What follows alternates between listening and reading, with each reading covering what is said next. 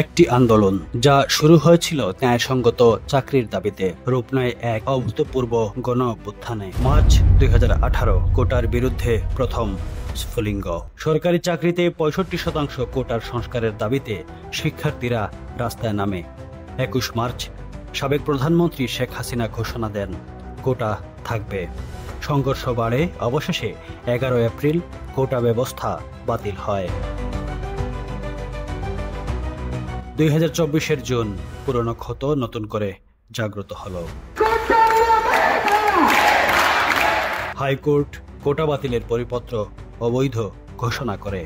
5 June থেকে ঢাকা সহ দেশ জুড়ে আন্দোলন শুরু হয়। 7 ও 10 জুলাই বাংলা ব্লকেড কর্মসূচি, রাজধানী অচল।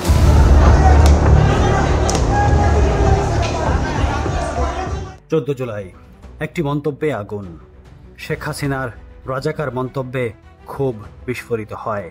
সারা দেশে বিক্ষোভ ছড়িয়ে পড়ে, স্লোগান ওঠে, তুমি কে আমি কে।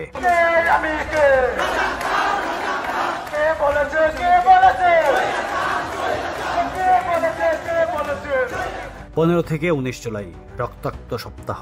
পুলিশ ও ছাত্রলীগের সহিংস দমনে শতাধিক নিহত, হাজারো আহত। 19 জুলাই 9 দফা দাবি প্রকাশ। মধ্যরাত থেকে কারফিউ, সেনা মোতায়েন, ইন্টারনেট ব্ল্যাকআউট শুরু। 20 থেকে 18 জুলাই আন্দোলন আরও বৃহত্তর। সহিংসতা থামেনি। শিক্ষার্থী, শিক্ষক, অভিভাবক, সাধারণ মানুষ একত্রিত হন। সরকার 147 জন নিহতের কথা স্বীকার করে, কিন্তু বিক্ষোভকারীরা ন্যায় বিচার দাবি অব্যাহত রাখে। 30 জুলাই লাল কাপড় বেঁধে সংহতির ঢেউ সোশ্যাল মিডিয়ায় ছড়িয়ে পড়ে।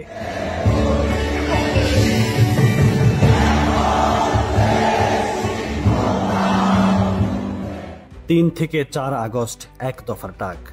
লাখো মানুষ রাজপথে, সরকারের পদত্যাগই একমাত্র দাবি। 4 আগস্টের সংঘর্ষে অন্তত 93 জন নিহত। মার্চ টু ঢাকা ঘোষণায় গোটা দেশ আন্দোলনে ফেটে পড়ে। 5 আগস্ট 2024 অধ্যায়ের অবসান। লাখো মানুষ কারফিউ ভেঙে ঢাকায় প্রবেশ করে। সহিংস সংঘর্ষের মাঝেই শেখ হাসিনা পদত্যাগ করেন ও দেশ ত্যাগ করেন। 15 বছরের শাসনের অবসান উদযাপন করে জনতা। কোটা সংস্কারের দাবিতে শুরু হওয়া এই আন্দোলন শেষ হয়েছিল কেবল নীতির পরিবর্তনে নয়, রাষ্ট্র সংস্কারের নতুন অধ্যায়ে প্রবেশের মাধ্যমে।